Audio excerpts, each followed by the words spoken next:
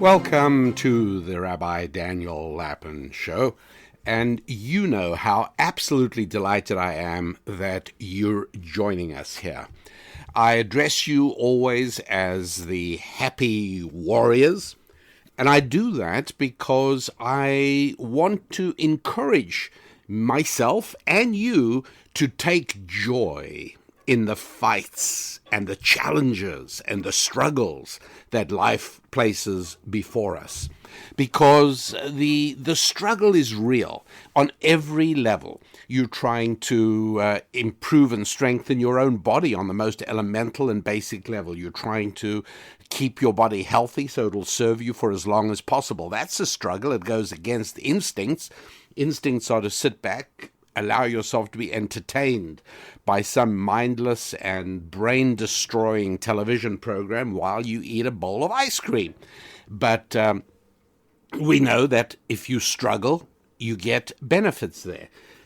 Your livelihood, your profession, your career, your business, however it is that you serve other human beings, well, that's a struggle. Everything from getting up on Monday morning after a busy weekend all the way to achieving your best, putting up with jerks, coping with non-cooperative people, and always moving in the right direction. And so happy warriors, that's, I think of myself and you. We're all happy warriors.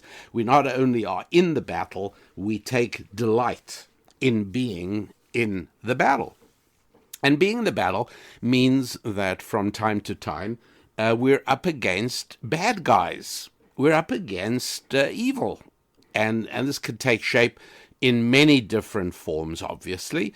It can be people, it can be a little more abstract, but even in day-to-day living, it is possible to run up against individuals who are just destructive, who seem to take delight in hurting others and in causing loss to others. And so we deal with that. We recognize the reality of coping with that kind of thing all the time. And the evil has become so recognized. It's something that we're all constantly aware of, and we're aware of the struggle between good and evil on a geopolitical level, although nowadays it's not always that easy to see, all the way down to day-to-day interactions.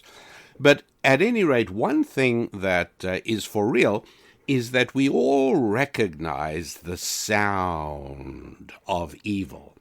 For instance, like this.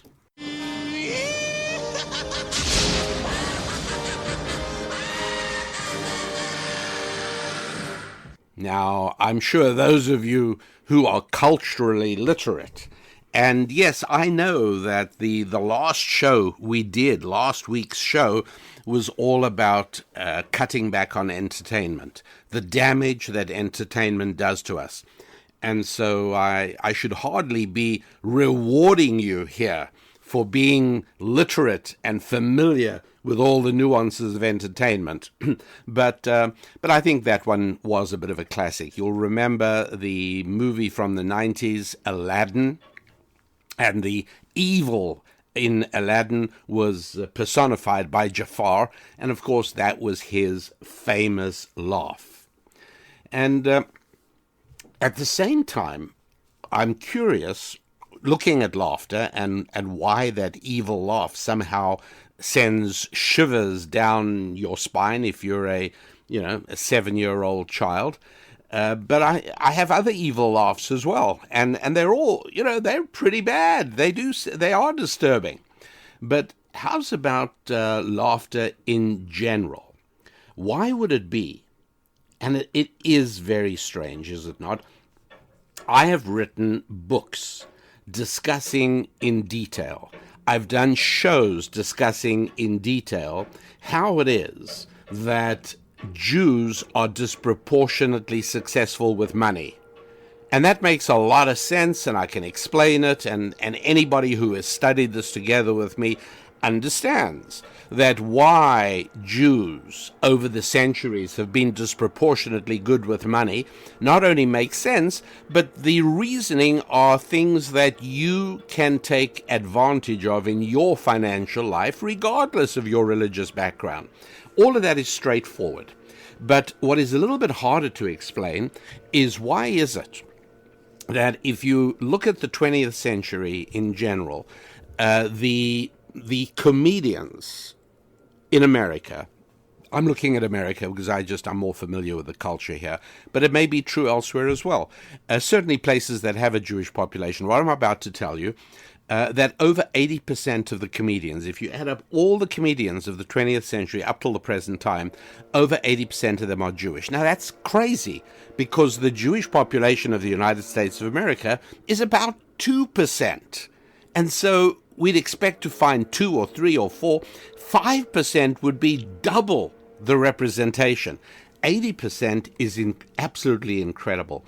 Let me just pick a few from my list out to name. Jason Alexander, I'll go alphabetically, okay? Jason Alexander is George in Seinfeld. Marty Allen. Woody Allen.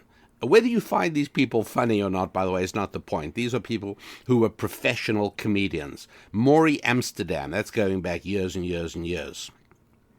Hank Azaria, who voices Apu in The Simpsons, is a Jew from Persia, actually. And Roseanne Barr. Jack Benny, that's another one from years back. Milton Berle. Shelley Berman. Jack Black, coming up to date. Alex Borstein. Fanny Bryce, going back years. Funny Girl was about this, the real-life Fanny Bryce. Mel Brooks. Lenny Bruce. If any people have read about the show, is it just The Incredible Mrs. Maisel? I think, at any rate, Lenny Bruce features in that. George Burns, the great George, cigar-smoking George Burns, lived to over 100. Great comedian. Red Button, Sid Caesar, Eddie Cantor, Andrew Dice Clay, Myron Cohen, Norm Crosby, Billy Crystal, Rodney Dangerfield. Hey, Larry David. All right, he's still going strong. Fran Drescher, Al Franken, who, again, hardly funny, but certainly made his living as a comedian on Saturday Night Live, till he got even funnier and went into politics. Okay, who else? Let me just run through a few more because it's a huge list. I'm leaving out the majority of them. Buddy Hackett, Chelsea Handler, Jonah Hill, Al Jolson, not really a comedian, but okay, fine. Mickey Katz, Danny Kaye, Tom Lehrer, an amazing, brilliant comedian. Who's the guy who plays Victor Borge? Victor Borge should be on my list. Jewish as well. Jerry Lewis. The Marx Brothers, the three Marx Brothers, Jackie Mason, Walter Matthau, what a lovely comedian, Elaine May, Zero Mostel, Mike Nichols, by the way, big comedy career. I'm not the list is huge as you can imagine. Carl Reiner, Don Rickles, Joan Rivers, Seth Rogen. Adam Sandler. Most of these, I think, many of these will be names you know. There are a lot of these names I don't recognize, but I'm sure many of you would. Jerry Seinfeld, there's one. Gary Shandling. Phil Silvers. Remember Sergeant Bilko of years and years and years ago? That was the 1950s he did Sergeant Bilko in black and white. Howard Stern. Is Jewish, and again, I don't particularly care for him, but I I do admire. He does wonderful interviews. I don't particularly care for them, but the quality, the skill of interviewing is outstanding. Jerry Stiller. All right, we're coming to the end, right? Gene Wilder, late Gene Wilder, terrific. All right, I think that's enough. It's a huge list, and I only touched on it, just touched on it. And so I'm looking at two questions together with you today. One, of course, is the evil cackle, that evil laugh. You heard Jafar. How about this one? Do you remember Cruella de Vil from the Dalmatian movie? What do you think of her? Woof, woof. Yes, that's right, Cruella de Vil. So one of them is, why is the evil laugh disturbing to us? So much so that it's always a staple of horror movies, or any time the really bad guys or women come out, there's always got to be an evil cackle. Why that? And then again, why a disproportionate involvement of Jews in the comedy entertainment area? What is it that is going on there? Is it something we can take a look at and make sense of?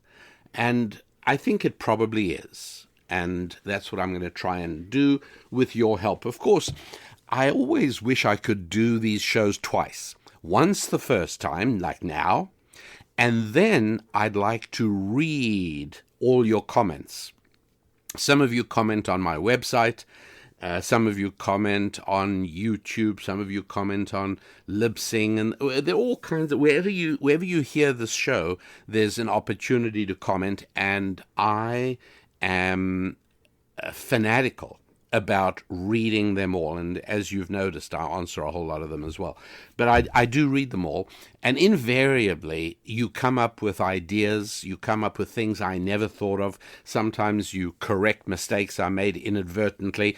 And so I'd love to take all of those things into account and then redo the show all over again, this time better, because it'll be not only the work of my mind and my heart and my soul, but it'll have, in addition, all your contributions as well. I wish I could do that. Doesn't really work out in real life. But at any rate, let's do a reminder to visit the website. And here is what you should be looking out for today. It's an audio program. And it's over 2 hours. It's got a study guide, and it's called Madam, I'm Adam, Decoding Marriage Secrets from Eden. What's great about this is that it can reignite conversation with your spouse. Let's imagine you've fallen into a bit of routine, and when you go away on vacation, you have great vacations. The rest of the time, it's work, and it's dealing with the realities of life, whether it's children or relatives that need help, or running your home, or paying the bills, or taking care of a second job. But whatever it is, it's very possible that you're not enjoying the gift of your spouse as much as you could if you actually set aside conversation time. And I'll tell you, Susan and I do that, and we have a rule that for business, we schedule business meetings where we have to discuss that with each other. But in our conversation dates, our times where we set aside just to talk with each other, and sometimes we'll do it at a coffee shop, sometimes on a drive, and sometimes in our living room, and we'll talk about things we haven't spoken about before. We might kick off the conversation off a book that one of us has read, or a news item one of us has seen, but very often it'll be the result of a rabbi's lecture. There are rabbis we look up to, and we sometimes talk about that.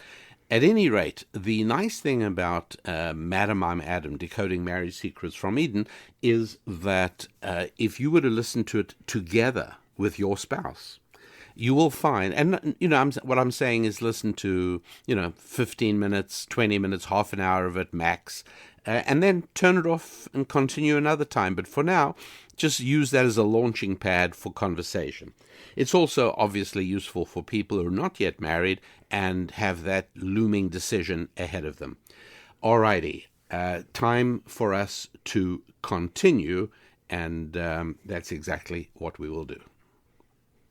When entertainment began for real in the early 20th century, we had radio, used to be called wireless, and then, of course, followed eventually in the 1950s by widespread television.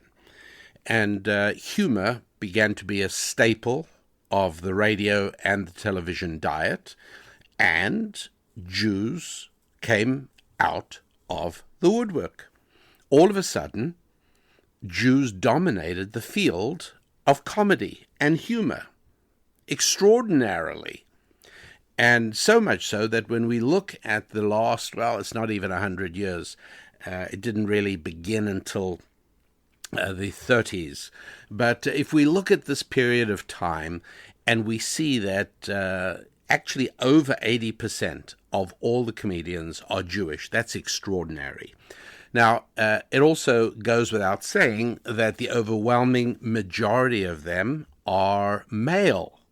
What's that all about? Do you have any thoughts on that? Why would the majority of comedians be male? And there are some very funny and amazing female comedians. There have been. But why predominantly male? Well, first of all, in the world of stand-up comedy, you're putting yourself out there in a way that is you're vulnerable to incredible humiliation. And women just do not do that as eagerly or as willingly as men do, and maybe to their credit. This is one of the reasons that the way that the good Lord arranged human sexual interactions is that it is the man who proposes marriage, not the woman. And here we are, 50 years of egalitarianism, 50 years of feminism, 50 years of freedom, and you still do not get marriages being arranged because the woman dropped to one knee and held out a watch and said, "Please accept this Rolex from me and be my husband and make me the happiest woman in the world." It just doesn't happen that way. Guys run from that. And the reason is because, again, the vulnerability of the proposer is huge. Right? It happens where, for a variety of reasons, again, if I were advising men proposing, I would tell you how to go about this. But for today, there are humiliations where the woman says no, or I need more time, or I'm not ready, and the guy's gone and done this in a restaurant or on the video screen at a sports event or at some public occasion, and his humiliation is complete. It's very sad. But again, men much more capable of handling that than women. It's one of the reasons that the wonderful profession of sales is, again, almost dominated by men. One of the exceptions is pharmaceutical sales. Residential real estate is also women. But for the most part, the heavy lifting of the world of professional selling done by men. Why? Because having the phone hung up on you is humiliating. It takes you down. And men should be able to discipline themselves to rise above that and to have enough get up and go that they pick themselves up again after having been told no. Or you have a door slammed in your face, or a customer says, "Look, I'm not buying from you anymore. I've switched to your competitor." These are very difficult psychic encounters, and men do deal with this a little bit better than women, or should. And men should take pride in their ability to withstand this. I would encourage any man to experience and to even take training in the field of sales to really understand, because that is the cutting edge of business. I wouldn't necessarily recommend it to a woman, because I think it could produce in her a toughness and a harshness that won't stand her in good stead in some of the more important interactions of life. That makes sense, I hope. But making people laugh is very appealing. Professional speakers incorporate humor. Sometimes at a party, somebody starts telling a joke and, other people join in and start thinking of theirs. But making people laugh is very gratifying. It feels good. Why? Well, let's take a quick look, shall we, at the only biblical comedian. Who is the person who, towards the end of his career, went into comedy? His name was Samson. And if you want to read a bit more about it, you can take a look at the book of Judges, chapter 16. And in verse 25, it says, "And it came to pass, when their hearts were good," this were the Philistines, and they had captured Samson. He was in their prison. "And they said, 'Call Samson, that he should entertain us, that he should make us laugh.' And they called Samson from the jail, and he did comedy. He made them laugh. And they let him stand between the two pillars of the theater, which was Samson's idea. He had prayed to God for one last bout of strength with which he was hoping to bring the house down, literally, even though that is an expression from entertainment. And that's exactly what Samson does. I should mention that the two Hebrew words for making them laugh actually vary from one another very slightly. And I'll do a thought tool on that topic in the near future. But the bottom line, oh, by the way, many of the English translations I noticed use the word that he may make sport for us. I have no idea. I haven't checked to see if that came from the King James. Whatever it is, it doesn't mean anything.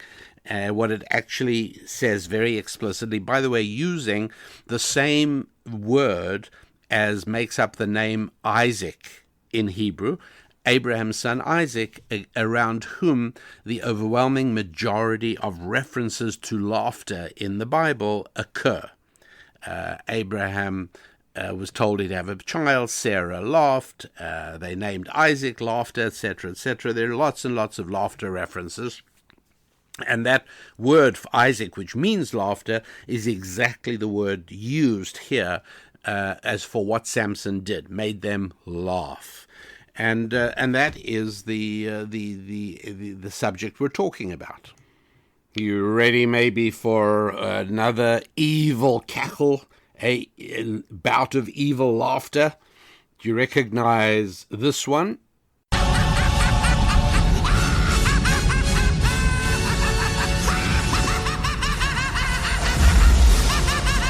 Yes, that's right, the Joker.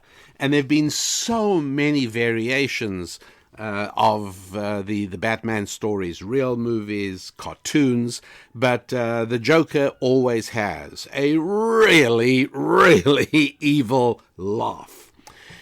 So what is laughter? Well, first of all, uniquely human. Now, I know, and I've seen this myself, by the way. I'm not going to argue with anyone on this. I have seen times where my dog looked like he was laughing. I mean, he just seemed to have a grin on his face. It's a lot like when I've seen dolphins. I've had a few of these absolutely blessed days in boating where we find the boat surrounded by huge schools of dolphin. And you really get a chance to look at them because they come close and they play in the bow wave. And what is more, I have no scientific information on this at all, but just from anecdotal experience, I have literally seen these animals react to my children's whooping and hollering and laughing and calling out as they hang over the side of the boat. These creatures really do seem to respond to that. And for all the world, they look like they've got a beautiful, happy smile on their faces.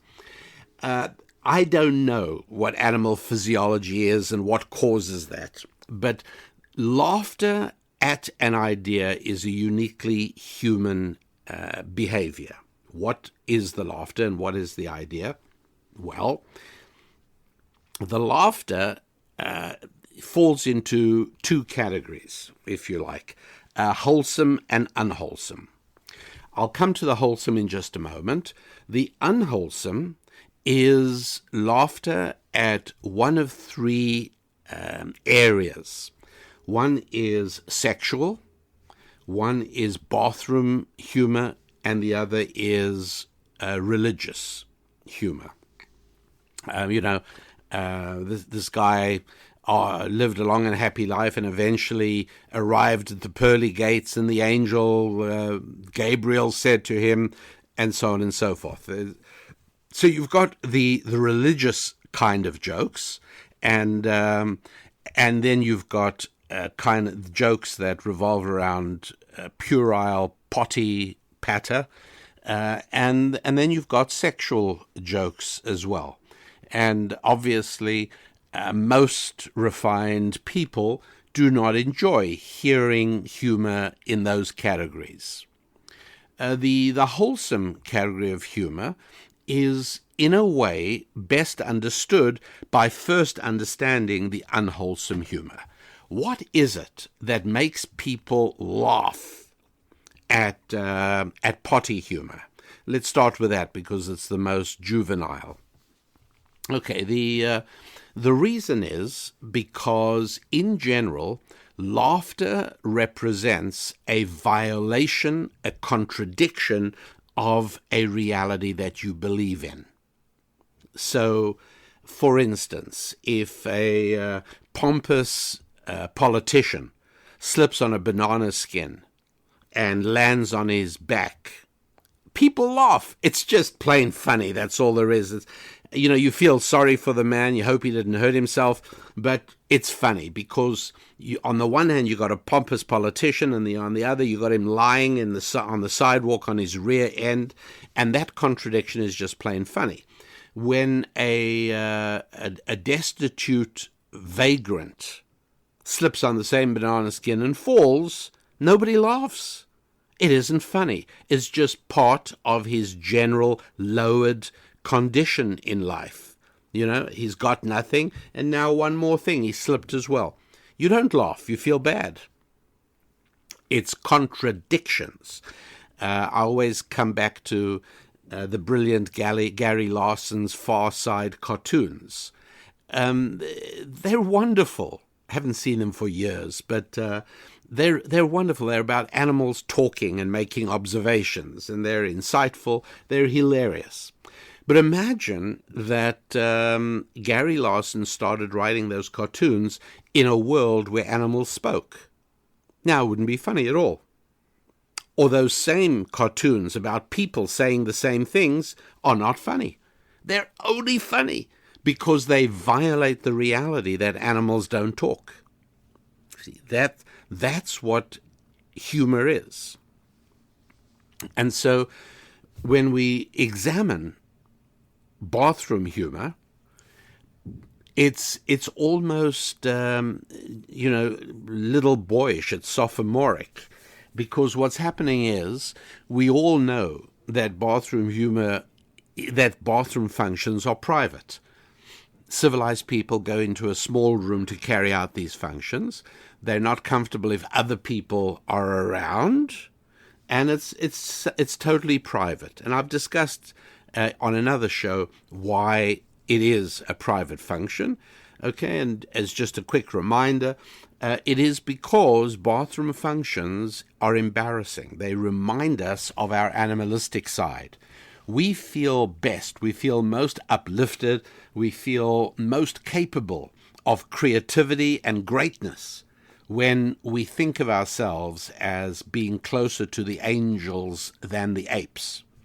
But in the bathroom, it's very hard to escape the realization that we've got a very strong ape-like dimension to us as well, an animalistic dimension. And so for that reason, we keep the bathroom functions private, and that is why bathroom humor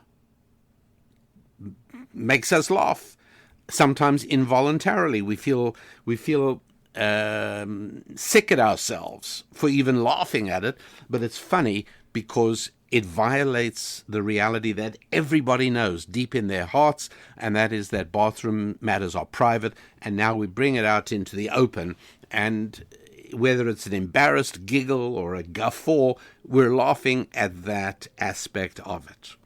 The website I want to remind you of is www.rabbidaniellapin.com, rabbidaniellapin.com, and please read up about the resource called Madam, I'm Adam, Decoding the Secrets of Marriage, Decoding the Secrets of Marriage. And the reason I recommend this is because whether you are on the threshold of marriage, whether you are, or somebody close to you is a young man or woman who is beginning to enter that phase of life where we seek out a mate with whom to go through life hand in hand with, very valuable, very worthwhile, because the message they get from the culture is so horribly wrong. For instance, the idea, this romantic idea perpetuated by entertainment, that there's only one person in the whole world that's right for you. It really is helpful to understand not only that that is simply not true, but why it isn't true. And that and many, many other aspects of understanding marriage come out of the 2-hour study program, Madam, I'm Adam, Decoding Marriage Secrets from Eden. And you can read about that at rabbidaniellapin.com. Well, that brings us to sexual humor. What's that about? Well, again, deep down in our subconscious, we realize the majesty and mystery of sex, something that inexplicably ties us to eternity. And our subconscious really does matter. How much of what goes on in our day-to-day life, how we react to things, how we initiate things, has to do with something in our subconscious that was set in place by something that happened when we were a teenager or when we were 5 years old. These things really shape us. Not that we're inescapably bound to them. Of course, everybody can move forward and everybody can liberate himself from things. But the fact that we do have a subconscious, there's no question about it. And as I explained last week, entertainment is one of the ways we try to suppress our subconscious, because there are times when our subconscious talks to us and it tells us things like, you could be better than you are, and that's very uncomfortable. Much better to turn on the comedy channel and laugh for a little while. And when you do that, what you will find yourself laughing at on the comedy channel is a whole lot of sexual innuendo jokes. Yeah, that's right. Because jokes about sex, bringing them into the open, away from a private setting, and turning it into something smutty and funny, does exactly what we've been talking about, which is that it's this sort of huge violation of what deep down we really know what it's all, what it really is. And so that contradiction between what we know it really is all about and what it's being turned into, is the politician slipping on the banana peel. It's taking two opposites and bringing them together, and that makes people laugh. Religion, in exactly the same way. We know that it's something private. My relationship with God is my private business, got nothing to do with you. And it's hugely important, whether I recognize it or not. And now we have a genre of humor that reduces it.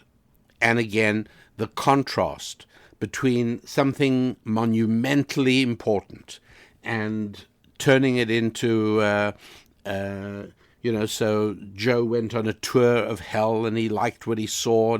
And then when he went back afterwards, there wasn't anything like that. And it turned out that that was when he was a tourist and now he's a resident.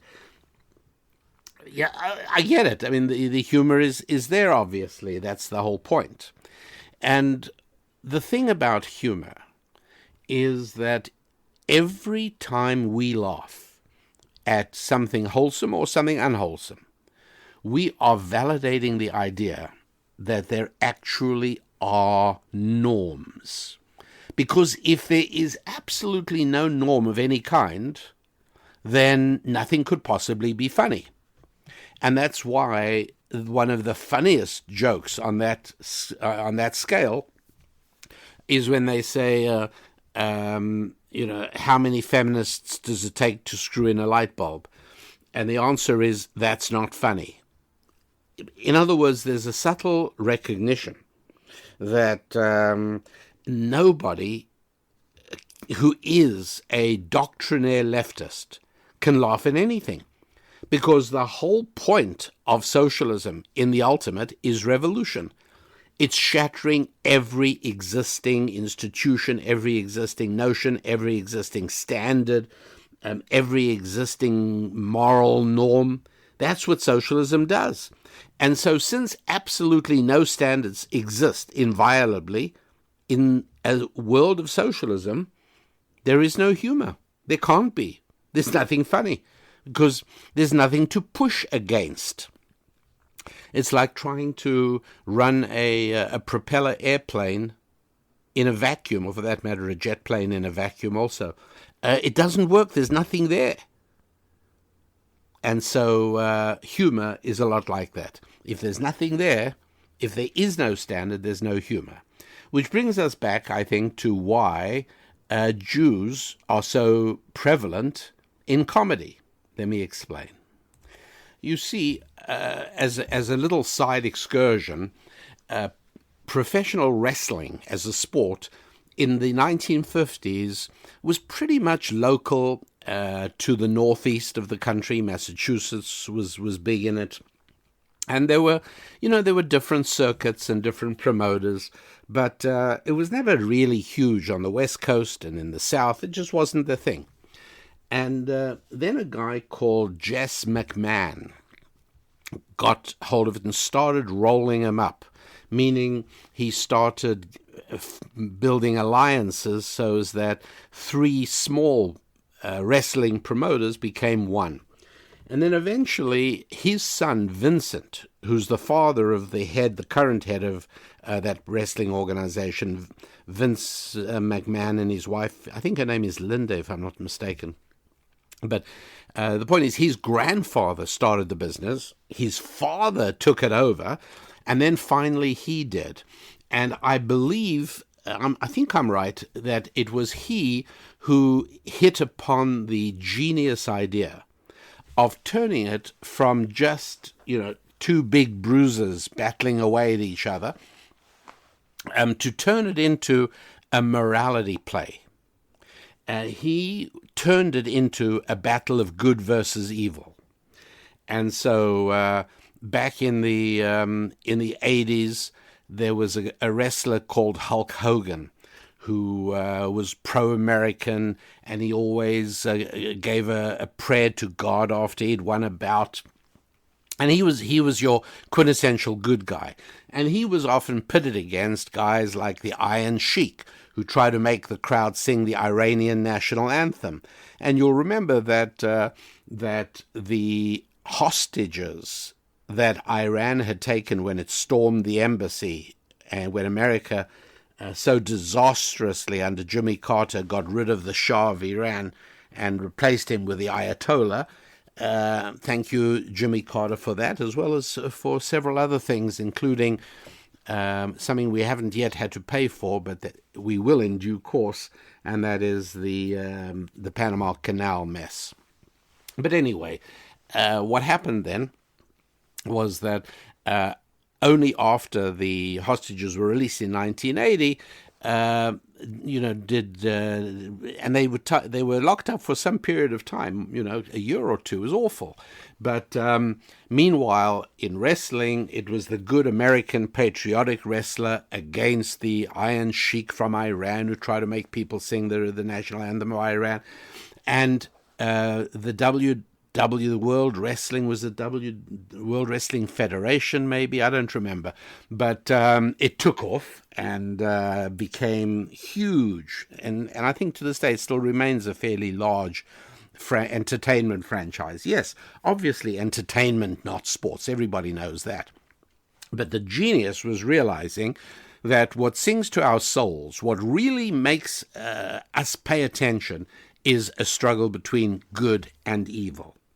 And one of the areas in which good and evil clash is over the area of standards, over the area that there are absolutes. And one of the reasons that the excesses of secular fundamentalism and liberalism, one of the reasons these things apply and take root most firmly in the liberal arts programs of universities, but not in the science departments or technology or engineering or math departments. No, because those are the areas where no matter what your insane postmodern interpretation is, it still comes down to a basic reality, and that is 1 and 1 equals 2. There are certain constants in the world, whether it's constants of gravitation or constants of electrostatic force or anything else, everybody realizes. And so the science areas are blessedly free of some of the indoctrination of liberal excess, simply because it's unarguable that they do actually have standards. Yes, I should just mention that this is not altogether reliable. There are places where the left has attempted to make encroachments of abolition of all standards and absolutes, even into the science departments. Sadly, because I'd love to see South Africa succeed and really make progress, but at the University of Cape Town in South Africa, the math department is being subjected to an Africanization. They call it decolonization. And they want a different kind of math. They want curriculum revisions that promote non-Western contributions to the field, new teaching methods rooted in indigenous cultures, greater openness to ideas from outside the academic mainstream. And some of them are even trying to challenge the philosophical foundations of mathematics itself. You would have thought that the patterns and systems and equations that underpin our knowledge of the physical world and that we call mathematics would have absolutely nothing to do with the way people feel about politics. It's the reality. It's just the way it is.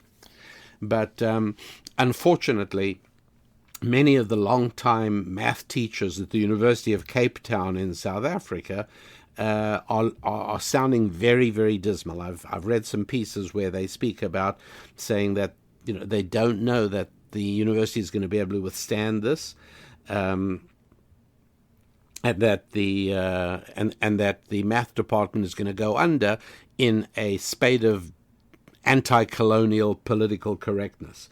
And if that happens, it's very tragic, because obviously it is not possible to operate in a modern society. It's not possible to operate in finance and investments. It's not possible to operate in industry or mining or anywhere else if numbers don't mean anything. And that seems to be the direction, unfortunately, in which that is tragically going. And humor reminds us that there are absolutes of some kind. And depending on what the humor is, even unwholesome humor, by the very fact that it's funny, is a reminder in our subconscious that, yes, these things do have a deeper meaning. And it's precisely that which makes it possible to laugh. But there's something positive about the laughter. And so one explanation for why Jews are so disproportionately prevalent in comedy and humor is this. And it's the only one that I'm aware of that makes any sense. By the way, I've heard all the explanations because I'm not the first person to make the observation that Jews are so prevalent in comedy. And there have been a number of attempts to explain it. One is, they've suffered so much, and so therefore they really ought to be the best at comedy because they had no alternative but to laugh at their travails. I'm really sorry to tell you, but nothing in Jewish history tells us that they ever laughed at their travails. They didn't laugh going into the death camps. They didn't laugh during the 17th century Cossack massacres of the Polish Jewish community. No, they didn't laugh when they got thrown out of Spain and Portugal. They didn't laugh when they got thrown out of England in 1290. No, I'm sorry. That's simply not the case. Laughter doesn't come as the result of having suffered. If that's the case, then the best comedians of the current era should come from among the Tutsi tribe in Rwanda, because they suffered such hideous massacres at the hand of the Hutus. So no, that doesn't produce humor at all. In the final analysis, the reason is because Jews as a people, and to a greater or lesser extent, depending on the epoch in history, have been the guardians of the idea of an absolute, including the ultimate absolute of God. Well, certainly not laughing about sex at all, but it is a vital part of a marriage relationship, and we don't shy away from it in the audio program Madam, I'm Adam, Decoding Marriage Secrets from Eden. That, along with many other critical topics that a man and a woman contemplating marriage need to talk about, and a man and a woman who are married, maybe been married for a while, but would still benefit from having an intimate conversation, a talk. And I know most times when a woman says to her husband, we've got to sit down and we have to talk, his heart sinks and he's trying to think of all the things that have gotten, that he's responsible for. But no, there are times when a husband and wife sit down and have a talk and a conversation about something substantive and meaningful, like absolute values, that there's true value in that. There's something very, very powerful and very effective. So do not shy away from it.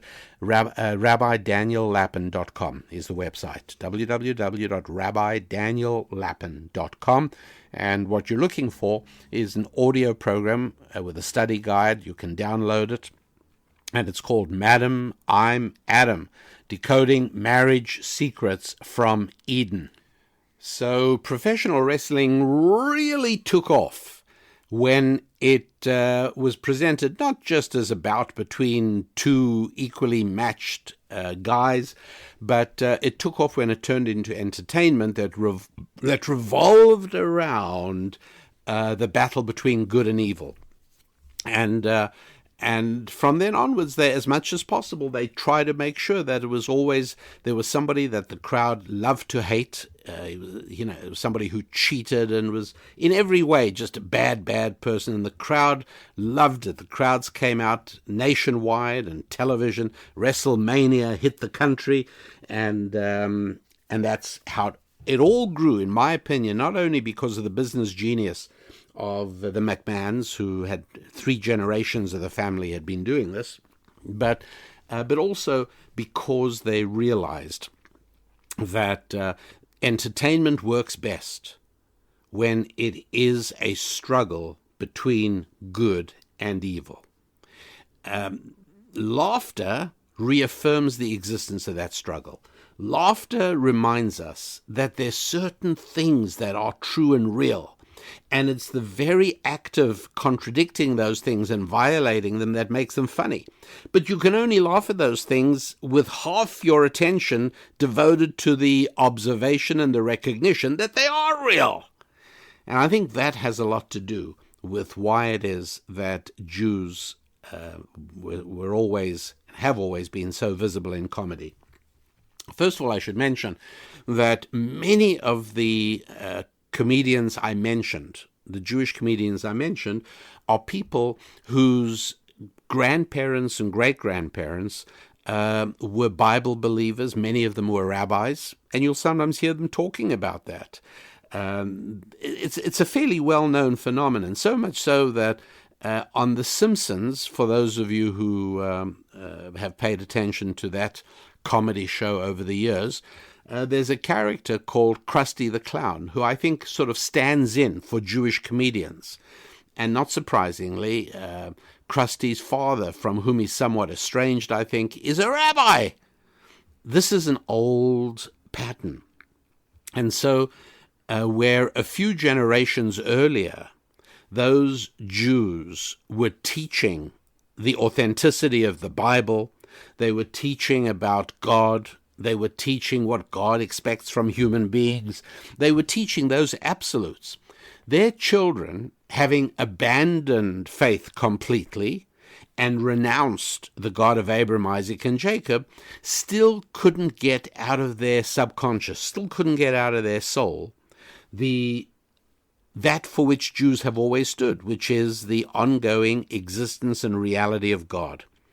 And so the next best thing to deal with that, because it can be incredibly painful to have your subconscious saying to you, come on, you know there's a God, and you know he's looking at you right now, and you know he's not impressed with you. That's very disturbing. And one of the ways of shutting it out is entertainment, of which the very best form is laughter. Remember the old Reader's Digest column, laughter is the best medicine? People have been saying things like that for generations. And so the descendants of these Bible-believing Jews, descendants of these rabbis, came to America and eventually abandoned their faith to a large extent. Their ethnic identity as Jews was still obviously there, but they were not practicing for the most part. But nonetheless, they were not able to shut out that idea of a world of ultimate truth. And that is the most reliable starting block for humor. If you've got a solid, unchangeable reality, then bouncing from that, it's a great launch pad, because humor is only funny when it violates something which is unarguable and real. And there's very few things that are more real than God, or for that matter, male-female relationships. So obviously those became major areas of unwholesome humor. There's no escaping the reality of bathroom, right? Everybody recognizes that. We try and minimize its obviousness in our day-to-day life, and we speak about the restroom or the men's room or the powder room, but that's only because we know what it really is, and that makes it a launch pad for humor as well. Now, how about that evil cackle we were talking about?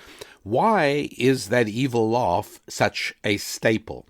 Well, let's listen to one more, shall we?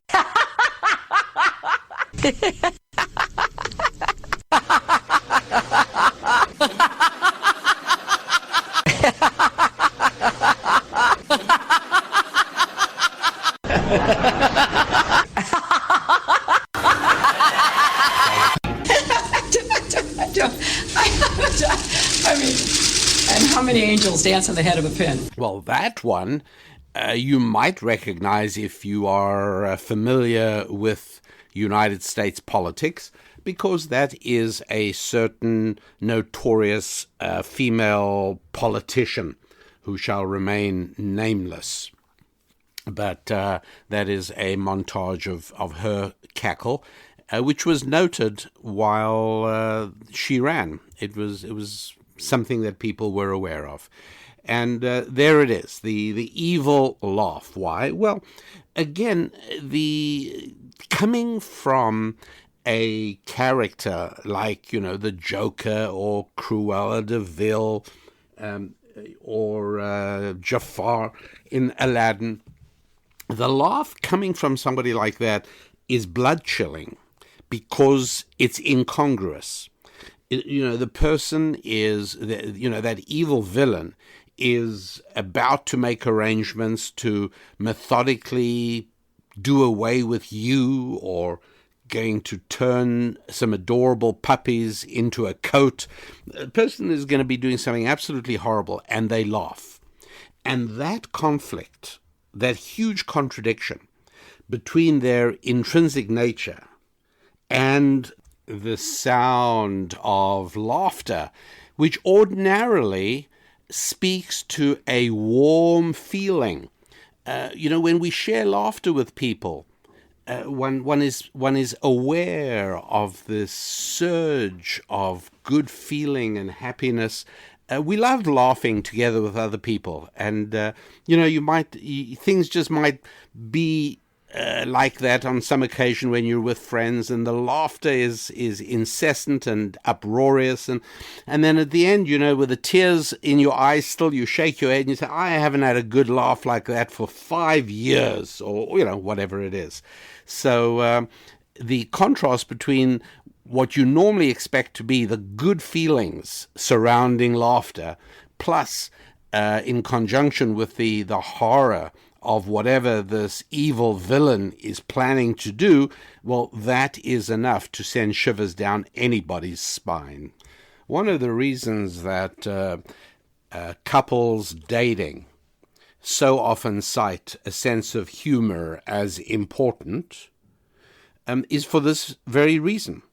In other words, if the same things make you laugh and make me laugh, then the likelihood is that we share, at the very least, a common conviction that we live in a world of absolute values, which, by the way, not everybody agrees, right? I think it's fair to say that the left in both Europe and America today, as well as other countries, the left with a capital L, believes that there are no absolute values at all.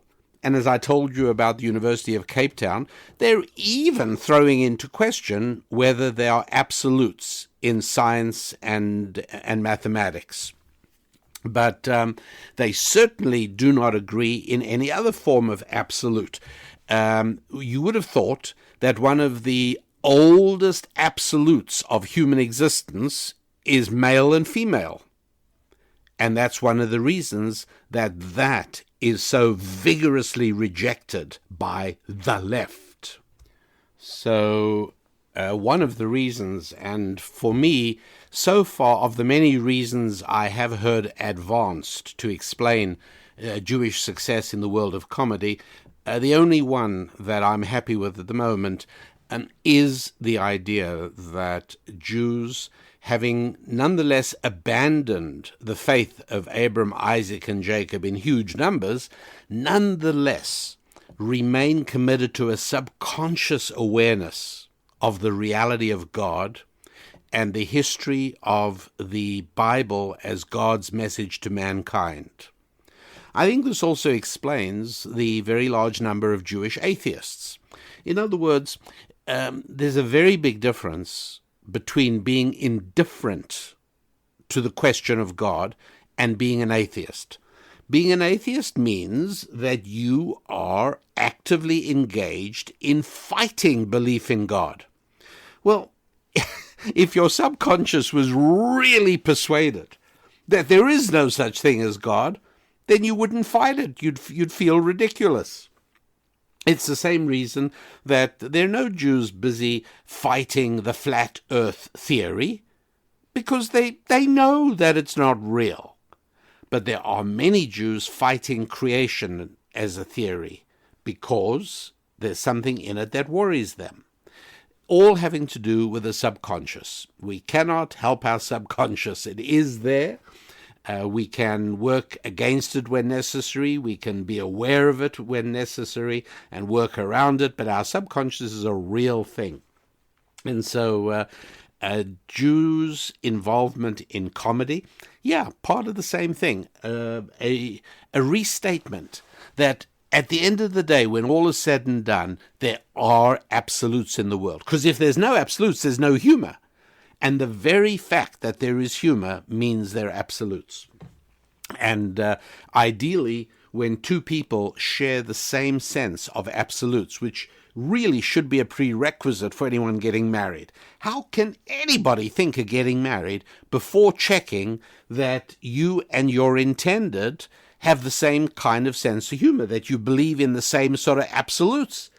Because if one of you believes in the existence of absolutes in the world and one of you believe that everything is liquid, everything is up for grabs, everything is capable of being shifted in a cultural revolution, you don't really have the basis for building a marriage. It's not going to work. I have no hesitation in telling you that. It's not that I don't think it has very good chances. It won't work. And that's one of the reasons that when you can laugh with your spouse or you can laugh with a person you want to marry, that means a lot. There's something behind that.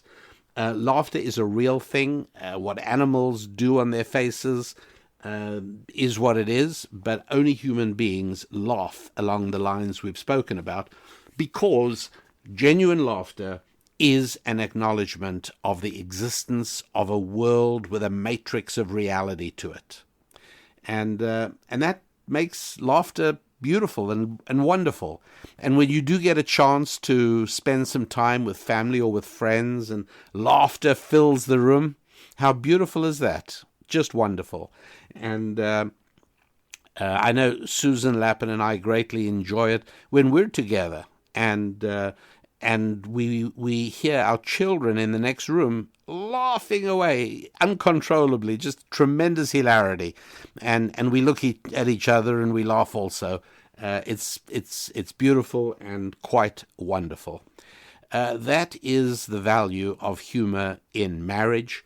We've spoken a little bit about the reason for the malevolent, evil laugh in entertainment. We've spoken about why Jews predominate in comedy. And so that's probably as far as we should go for today. I want to wish you a year, 2019, of good health and prosperity. Pretty much everything else you should be able to take care of. And as far as we'll be together on the show again next week, until then, a week with you being a happy warrior, winning the battles in your family, your friendships, your finances, and your faith. I'm Rabbi Daniel Lappin. Thanks for listening, and God bless.